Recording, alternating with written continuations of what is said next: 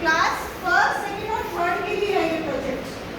निपुण का या FLN का जो प्रोजेक्ट है वो क्लास फर्स्ट सेकंड थर्ड के लिए है। और अपेक्षाएं क्या है कि क्लास फर्स्ट सेकंड थर्ड में बच्चा जो है वो हिंदी जो कि हमारी मातृभाषा है या हिंदी विषय जो बहुत महत्वपूर्ण है उसके बारे में बच्चा निपुण हो जाए, बोलने में भी और पढ़ने और लिखने में। हिंदी के साथ साथ मैथ्स, न्यूमरेसी, जमा घटा गुणा भाग। हालांकि चौथी कक्षा में शुरू होता है तो गुणा तक के अवधारणा में बच्चा बिल्कुल निपुण होता है। ये बेसिक्स हैं कि क्लास कौन सी होगी, पहली, दूसरी और तीसरी। सब्जेक्ट कौन से होंगे, हिंदी और मैथ्स। हालांकि हरियाणा सरकार ने तो इंग्लिश को भी इंट्रोड्यूस किया था कि इंग्लिश भी निपुणता भाग होगी। गवर्नमेंट ऑफ इंडिया ने इंग्लिश को प्रमोट नहीं किया था। हमारी हरियाणा